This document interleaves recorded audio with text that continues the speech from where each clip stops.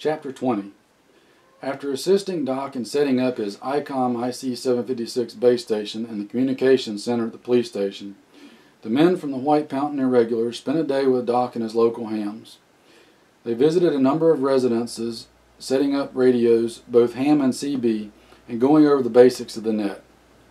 In short, they were told to use the radios for emergencies only and to keep transmissions brief to help prevent radio direction finders to the south from pinpointing them. The militia wasn't of the opinion that they'd be DF'd yet, but instilling good habits was important. The operators were given a printout with basic information on them. Antennas were set up pointing to town as much as possible. Neighbors were connected with neighbors, and it was suggested that folks get to know their neighbors and put away petty squabbles and work with neighbors for the common defense. They also distributed some of the arms the NHDF had provided and took time to check in on others to ascertain their level of preparedness and to determine who would need help through the winter. What they found was encouraging. Most people were pulling together. People were taking care of their neighbors, and the elderly who remained in their homes were all either looked after or old curmudgeons who wanted to help. The hunting that people were doing was probably more effective than any regular picket line would have been, and there were silver folks running around at night jacking deer who acted as night watchmen.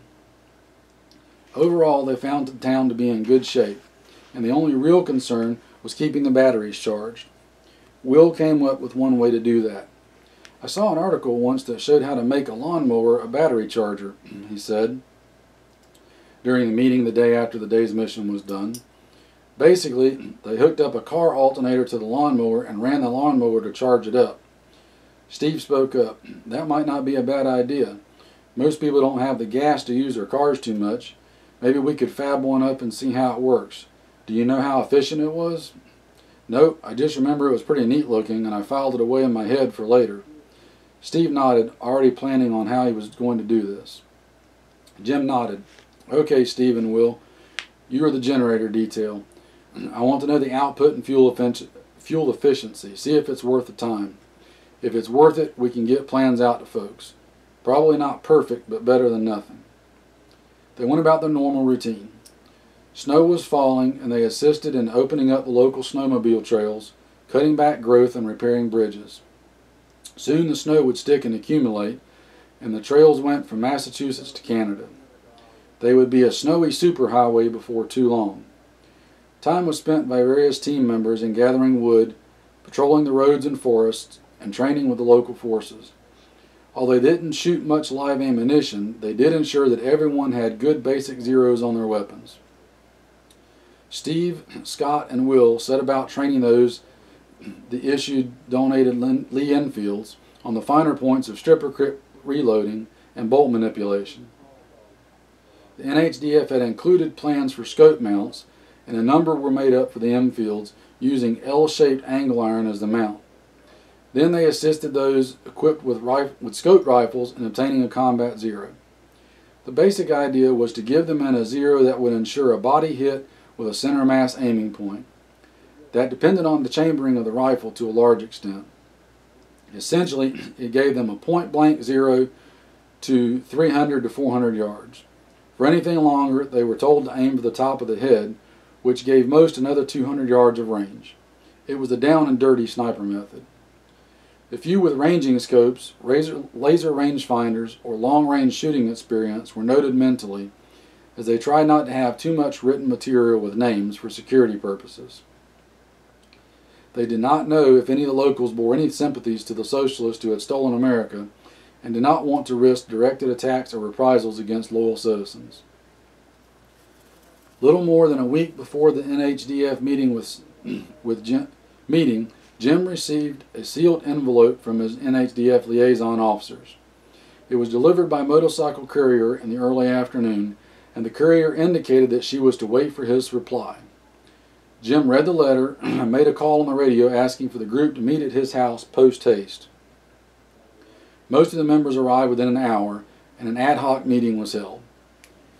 The NHDF is asking for volunteers to help refugees infiltrate the border and the ISAF picket lines. They are asking us to send a team of 3 or more. They need military people, medical, commo. We get nothing but the respect of a grateful state for doing it. Everyone spoke at once. No way. I'll go. Let's invade Massachusetts. Let's do it. Calm down, commanded Jim. We're not sending anyone yet. Dave spoke up. We need to send someone. They gave us a ton of stuff, and they are asking for our help, and it's the right thing to do. We don't need them, said Mike. We had enough stuff to make do ourselves. I say we tell them no thanks. Steve spoke next. I'll go. I think it's important to help the refugees, and it is a good way of giving the finger, he held up the appropriate one, to Big Brother. Tony stood up. I don't have any of the skills they want, but I'll go if they'll take me. Dave saved my family's bacon, and I want to pay that back. Doing this would make it even with God. He looked around self-consciously. He was still a little intimidated at being a mechanic one week and a member of a survivalist group the next. It had certainly been something he had never expected to have occurred. Jim nodded, considering what they had said. He would have preferred not to send anyone, as he felt that having the whole team around was better for the overall security of the area.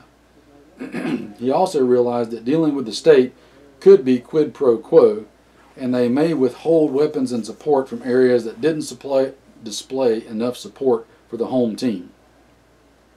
Even if they didn't, supporting this operation could get them recognition that could be beneficial too. What we have to weigh is the possible cost of having staff gone and losing critical skills and not supporting the state. I feel that the state won't act punitively if we send no one, but there may be benefits if we do send men. I think the state will look on us more favorably if we send a team, chimed in Scott. If we send a team in and they totally impress them, maybe we can get them to supply us with better equipment, like M113s or TOWs. The discussion continued under Jim's guidance for another 20 minutes. Finally, Jim stopped the clatter. All right. Silence descended like a stage curtain. We'll send a team, 5 guys, all volunteers. Who wants in? Voices again. Stop it. Dave, Tony, Jim, you guys are going. Dave's in charge. Tony's number 2. Jim, you're the medic, so you can use your EMT skills.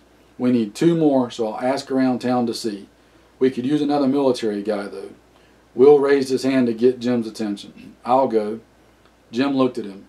Will was an Army veteran, infantry, 3 years, but he mostly kept to himself. He was a very quiet guy. Jim often wondered what made him tick, but he had proven himself a loyal member and never complained about anything. All right, you're in. We need 1 more, preferably someone with commo skills. Steve spoke again. Let's ask Doc who he thinks we should take. Several voices concurred at once. Good idea. Steve, take Jim and go talk to Doc. If you find someone, talk to him, check him out. If he's not suitable, ask Doc for a 2nd and 3rd name. Gotcha, snapped Steve as he got up. We'll be back. Come on, medic man. Jim picked up his coat. When are we supposed to leave? I don't know. I'll let the courier know we're in on the deal. I guess we'll find out when they know we're coming. Jim went outside, followed by the rest of the crew.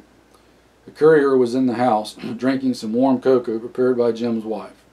When she saw them coming, she virtually leapt out of the doorway, pulling on her thick leather coat as she came down the steps. Do you have an answer? Yeah, Jim replied.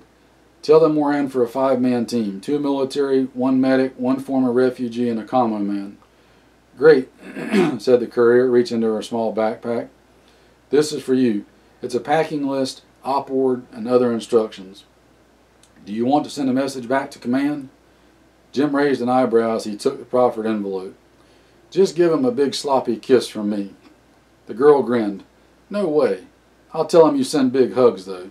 Thank your wife for the cocoa. She hurried to her Honda and kicked it to life, and soon the sound of her engine faded behind the hills. Dave, Tony, come on back to the barn. We'll take a look. If you other guys want, would you take a look at the deuce, make sure the fluids are topped and stuff? Yeah, sure, came back the answer. Entering the barn, Jim took off his jacket and pulled a chair up to the table. He opened the envelope with his Benchmade automatic knife, bought at a shop in Rhode Island that specialized in auto knives. He pulled from it a stack of papers. Looking through the pile, he separated it and handed Dave a thick stack joined by a binder clip. Why don't you stop on the op order?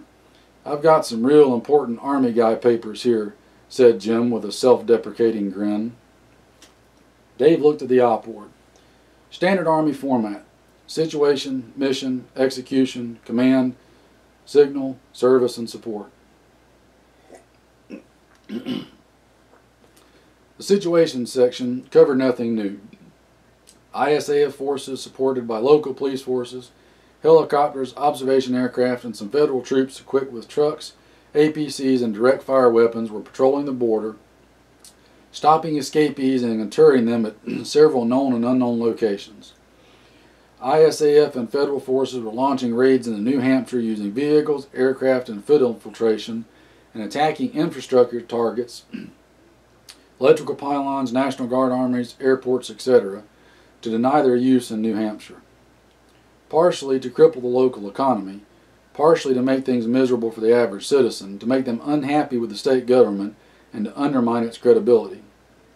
Mission: exfiltrate New Hampshire, escort and evacuate people to freedom, protecting them through whatever means necessary from ISAF interference. Gather intel about the ISAF forces and operations in occupied areas, and intercept any ISAF infiltrators attempting to enter the liberated zone. Execution: to be determined by team leaders at NHDF HQ. CNS: to be provided at NHDF HQ. Service and support: on-call NHDF helicopter support, organic NHDF aircraft and artillery, NHDF reaction forces. Supplied to be determined by available supplies. Suggested teams provide as much as possible to alleviate shortages in critical situations. Individual team SOPs to be determined by individual teams. Support provided by NHDF as requested. The attachments dealt with packing list, suggested items, and more details that Dave felt should have been included in the body of the op order. They were basically going to help refugees. Blankets, food, medical support, guides, guards.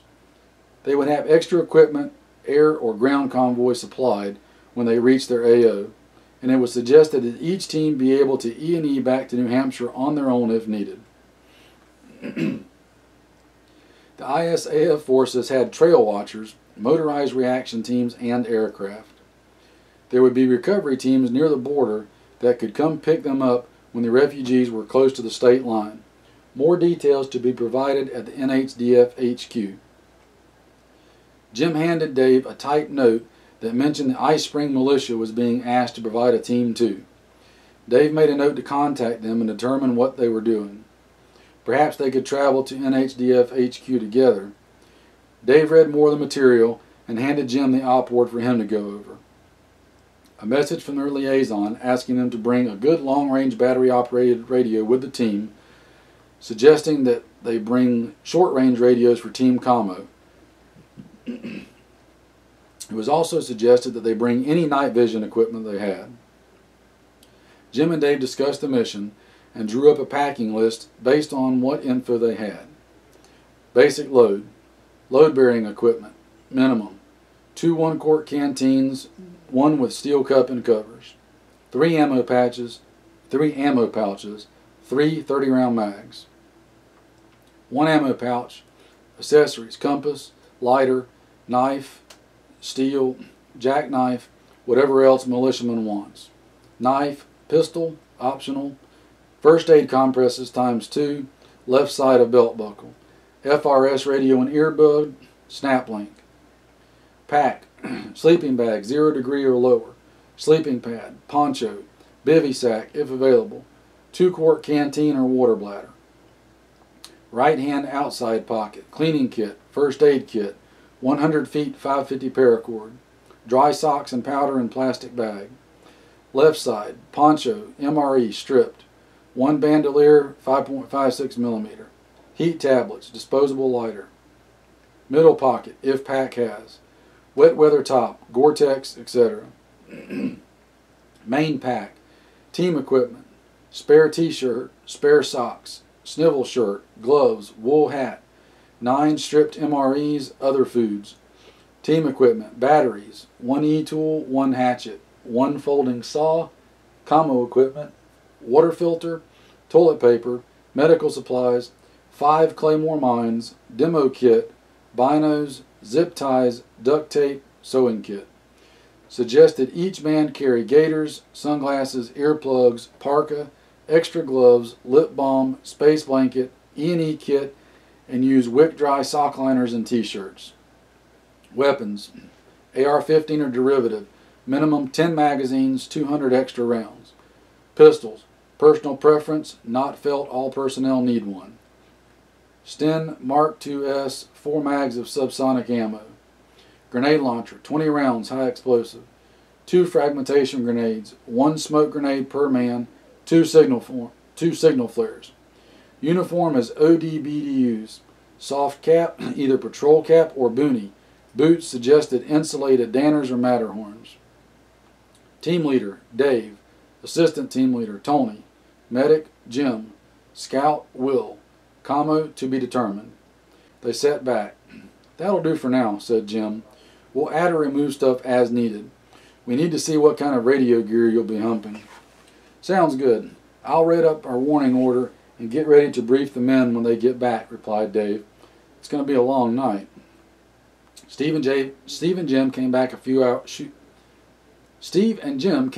a few short hours, looking a little chagrined. Steve came into the barn where Jim and Dave were working. "What's up?" asked Dave. "Did Doc get us a commo expert?" Yeah, a commo expert and an experienced hiker and winter camper," answered Steve. He looked uncomfortable. "What's the matter then?" "Well, it's just that Steve was hesitating when the door opened up, and a girl of about 16 entered, shaking her long dark hair. She looked around. "Hi," she said. Her voice sounded odd in a room of testosterone-filled anticipation. "Hi," said Jim. "My wife's in the house," and he turned back to his papers. "I'm not here to see a wife. I'm here to see a guy named Dave." She looked around. "I'm Dave," said Dave, standing up. "What can I do for you?" "My name's Sam. I'm your commo expert." After getting over their initial objections, Dave and Jim sent Sam into Jim's house. "Why didn't you tell Doc to quit sniffing glue?" asked Dave of Steve and Jim. "We did, but he said she was the best of who was left and who could go. All the boys are gone. She's got licenses like Doc's, and she's a complete radio freak. Doc said she dreams in Morse code. I don't care if she bleeds dots and dashes. I'm not taking a kid into a possible war zone. Doc said she's all he's giving up. They got 1 boy with asthma, 1's too young, the other's still got a cast on his leg. Doc says it's her or nothing." "Damn." "Dave," said Jim, "talk to her. She's a total outdoors nut, too. She hiked the Appalachian Trail over 3 summers and has done Mount Washington in the winter twice." After a pause, Dave agreed. "Let's go meet the commo queen."